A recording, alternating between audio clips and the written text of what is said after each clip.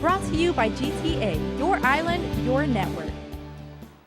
DEPCOR is now one corrections officer short. It is disappointing that this person did not take that seriously, took his position as a law enforcement officer seemingly very lightly in using drugs. The officer, whose name has not yet been released, is cut from the department.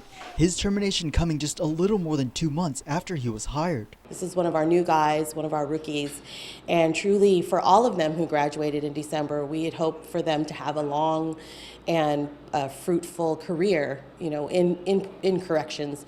We invested a lot of time, energy, effort, training them, giving them the skills that they need. Last month, KUAM told you about a special operations contraband check that DEPCOR carried out with Guam Customs as officers reported to work. It was during an inspection of the incoming Midnight Platoon when DEPCOR Deputy Director Kate Baltasar says they got a hit. We had a vehicle search throughout our parking lot. The drug sniffing dogs went around to the vehicles with the officers present. So the owners of the vehicles were there and gave consent at the time. And it was through that inspection the K-9 officer alerted them to a parked car, prompting them to open all the doors. And inside, the smell, well, it reeked of pot.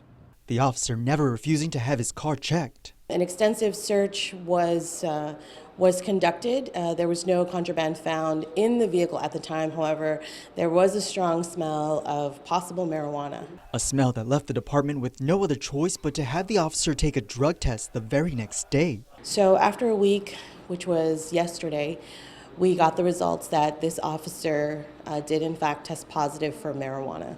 Baltasar could not release the 24-year-old corrections officer's name, only saying that the Department of Administration termination process is ongoing. There's no safe harbor for law enforcement, though, so regardless of where he is in the process or where the process is at this point, he is considered no longer with our department. Unfortunately, there are these bad apples that paint a really terrible picture for the other officers, but I would say to the good officers, the ones that truly toe the line, stay the course. Brought to you by GTA, your island, your network.